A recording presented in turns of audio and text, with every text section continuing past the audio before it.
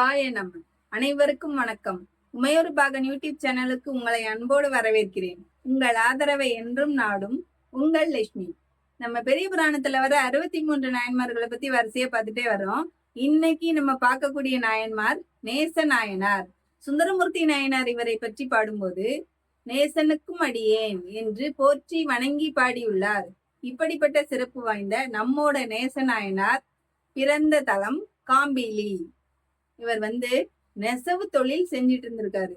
பெரிய சிவனடியாரா இருந்திருக்காரு.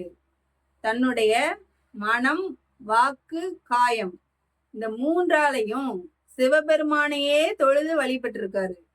அது என்ன மனம், வாக்கு, காயம்னா திரிகரண சுத்தி அப்படின்னு நம்ம சொல்லுவோங்க.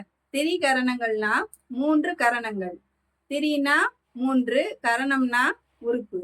இந்த 3 உறுப்பு என்னதுன்னா மனம், வாக்கு, காயம்னா உடல். அந்த உடலால செய்யக்கூடிய அந்த செயல் இருக்கு பாத்தீங்களா, அந்த வேலை.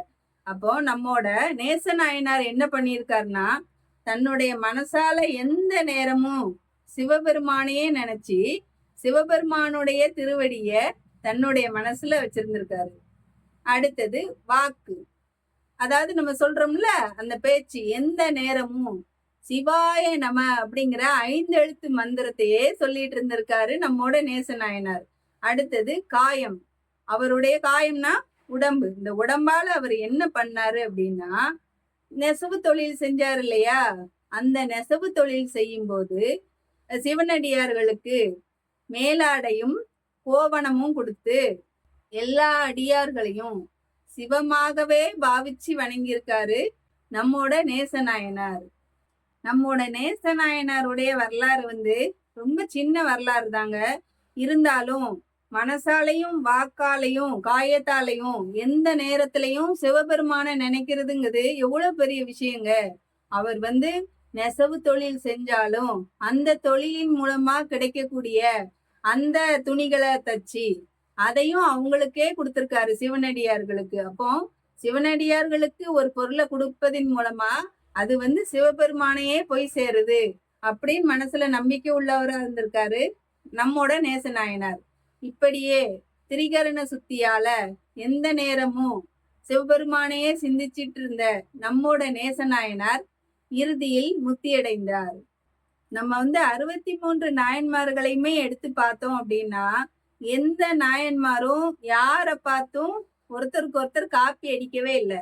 அவங்க என்ன தொழில் செய்யறாங்களோ அந்த தொழில் மூலமா கிடைக்கக்கூடிய அந்த பொருளை வச்சே சிவனடியார்களுக்கும் கொடுத்து அதை சிவபெருமானுக்கும் தந்து வழிபட்டு இருக்காங்க. நம்மோட திருநீலகண்ட குயவனார்னு முதல்ல ஒரு நாயன்மார் பார்த்தோம் பார்த்தீங்களாங்க. அவர் குயவனாரா இருந்திருக்காரு. அதனால என்ன பண்ணாருன்னா எல்லா சிவனடியார்களுக்கும் திருவோடு செஞ்சு கொடுத்திருக்காரு. அப்படித்தானே நம்ம முதல் நாயன்மாரா பார்த்தோம். அவருதான். அதே மாதிரி நம்மோட நேச நாயனார் என்ன பண்ணியிருக்காரு, நெசவு தொழில் செய்ததுனால கோவணமும் இன்னும் ஒரு மேலாடையும் கொடுத்திருக்காரு. யாருக்கு? சிவனடியார்களுக்கு எல்லாருக்குமே கொடுத்திருக்காரு நேச நாயனார். அப்போ யாரு எந்த தொழில்ல ஈடுபட்டு இருக்காங்களோ அந்த தொழில்ல அவங்களுக்கு என்ன கிடைக்குதோ அதையே சிவனடியார்களுக்கு கொடுத்து அந்த அடியார்களையே சிவமாகவே பாவிச்சிருக்காங்க நம்மோட நாயன்மார்கள் எல்லாருமே. அதனாலதான் நாயன்மார்களுக்கு முத்தியை கொடுத்திருக்காரு நம்மோட சிவபெருமான். இந்த நேச நாயனாருடைய வரலாற்றிலிருந்து நம்ம என்ன தெரிஞ்சுக்கணும் அப்படின்னா செய்யும் தொழிலே தெய்வம். நம்ம என்ன தொழில் பண்ணாலும் நம்ம அந்த தொழில்ல நேர்மையா உண்மையா இருந்தோம் அப்படின்னா நம்ம செய்யக்கூடிய அந்த சரியான தொழில் என்றுமே தெய்வமாக மதித்து போற்றப்படக்கூடியது என்று கூறி இன்றைய நாயன்மாரான நேச நாயனாரை வணங்கி இந்த உரையை முடித்துக் கொள்கிறேன். அடுத்த வீடியோல நம்ம பார்க்கக்கூடிய நாயன்மார் அதுக்கு முந்தைய பிறவியில சிவ புண்ணியம் செஞ்சதுனால இந்த பிறவியில எப்படி பிறந்திருக்காருன்னா பெரிய அரசரா பிறந்திருக்காருங்க. அப்படிப்பட்ட அரசர் நம்மோட போச்சங்கட் சோழ நாயனார்.